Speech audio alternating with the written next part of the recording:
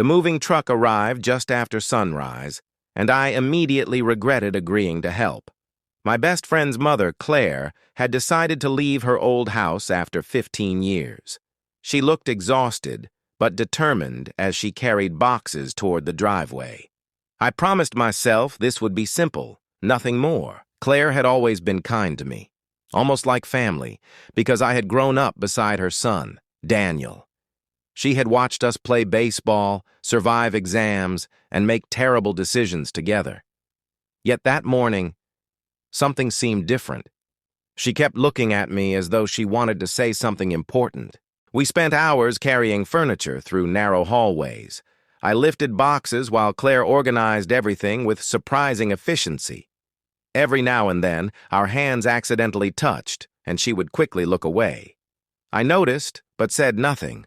Whatever was bothering her, I assumed she would eventually explain everything. Around noon, Daniel called to ask how the move was going. Claire answered cheerfully, pretending everything was normal. After hanging up, she stood silently beside the kitchen counter. I asked whether she was okay. She smiled faintly and said, "I'm fine." I knew immediately that she wasn't really fine. The afternoon passed quickly. We packed photographs, books, dishes, and old memories into cardboard boxes.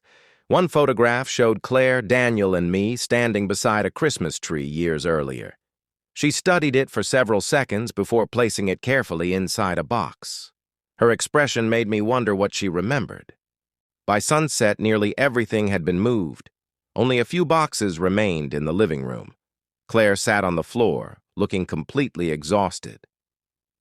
I brought her water and sat nearby. She thanked me quietly, then stared toward the empty walls as though saying goodbye to her past. I asked why she had decided to leave.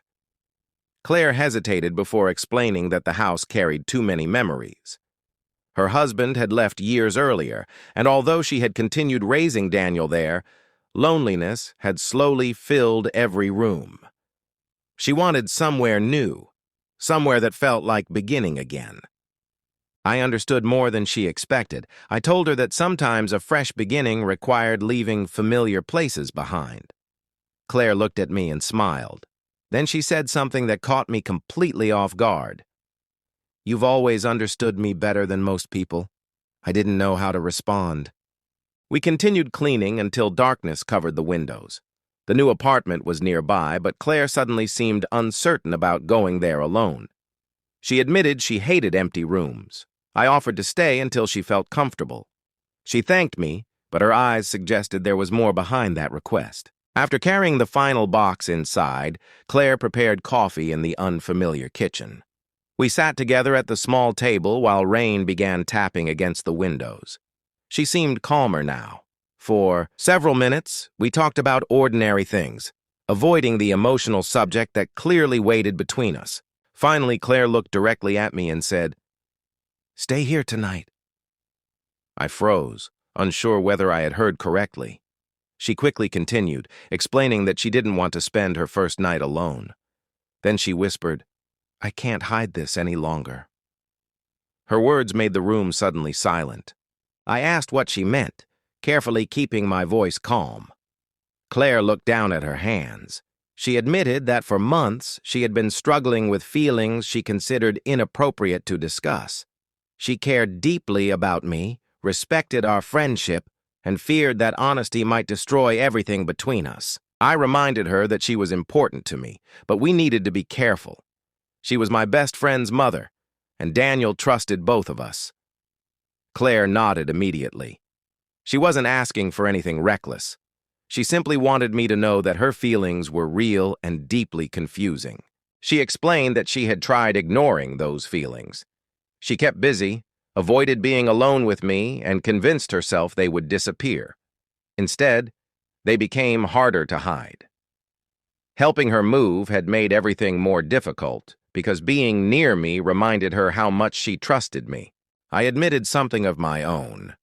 I had noticed the change between us, but I had never allowed myself to interpret it. There were moments when I felt unusually close to Claire, yet I always stepped back because of Daniel. Our friendship mattered too much to risk carelessly. Claire looked relieved that I wasn't angry. She said she didn't expect an immediate answer. She only wanted honesty. I told her that honesty meant acknowledging complicated feelings without acting impulsively. We could care about each other while still respecting boundaries, especially because Daniel deserved complete consideration. We spent the rest of the evening talking openly. There was no dramatic confession, no sudden embrace, and no secret promise.